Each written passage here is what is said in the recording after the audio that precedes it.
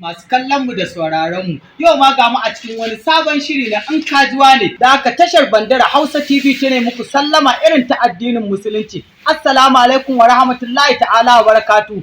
Bari kuma mu ji daga bakin bakuwar tamu ita ma. Assalamu wa rahmatullah. Hajiya mu so mu ji sunanki. Daga farko ni misali wacce kuka fi sani da Adama Kamaye ko Adama Malam na Ta'ala ko kuma uwar magaji. Bayan daɗin kuwa kina yin wasu fina-finan ne ko da shi kika fara? Ina fina-finai. Kafin na yi daɗin kowa ma ina fina-finai. Kuma bayan na yi daɗin kowa ma ina fina-finai. Kamar su Talaka Bawan Allah, su Dawa Ilu, Hani, su Nihal, da dama dai ba za su misaltu ba. Da su nan kala-kala sukan takile duk muna yi. Alhamdulillah. Su ma duka series ne ko kawai dai wasu series wasu kuma ba series? Gaba ɗayansu series ne. Alhamdulillah, masha Allah. To Hajiya bayan wannan harka ta fim, akwai wata sana'ar da ake gwada ne? Gaskiya ne, ana taɓa sana'a. Ana taɓa sana'o'i.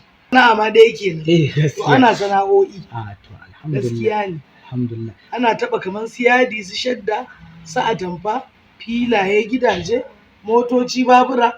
Kai na mutum ne kawai ba mu fara ba shi ma dan ba a yi.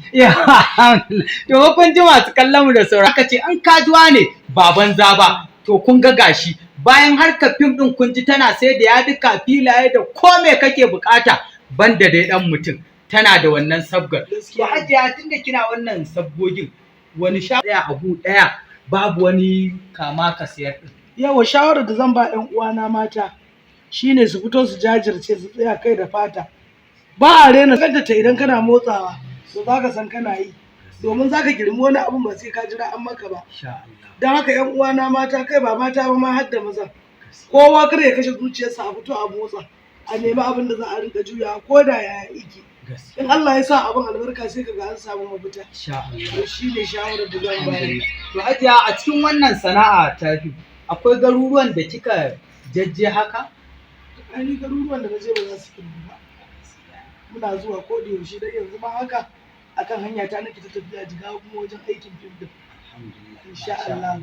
To wace kyauta aka yi miki kika ji daɗin ta? Yawwa an min kyauta na ji daɗi. Ban manta da ita ba. Wata rana Hadi Sirika ya zo Daura. Ana kamfen ɗin Buhari Tenuwa ta biyu.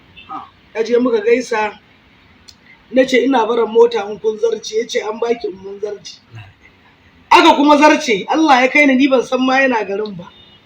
Ina zuwa daidai wajen Sani Kilishi na tarar ya zo shi zai shiga wani gida nan kusa da gurin. Na yi magana na ce ranka ya daɗe muka gaisa ya ce alƙawarin ki ko na ce ni na ma manta. Ya ce mu je a baki aka bani kau ɗaya ɗiyar matris. Sabuwa dal da 200 aka ce in sha mai. Wannan kyauta ta min daɗi ba zan manta da ita ba. Wannan gaskiya ne. Masha Allah. To Hajiya yanzu mutane suna bubbuɗe YouTube channel.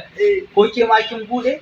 Buɗe amma karancin lokaci ya sa ban samu damar rike shi ba saboda kwaramniyar kaina ni ta min yawa ni ce jaruma.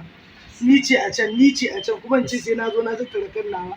Allah dai bai sa watakila ina da rabo a wannan layin ba dan na kasa riƙewa gaskiya saboda ban samu damar da zan je in ɗaukan ayyukan ba. Gaskiya yanzu dai babu shi ke. Yanzu dai ba ni da shi. Duk wanda aka ga wani suna ya buɗe ko Adaman Kamaye ko photocopy ne. Alhamdulillah. Photocopy ne ba ni bace.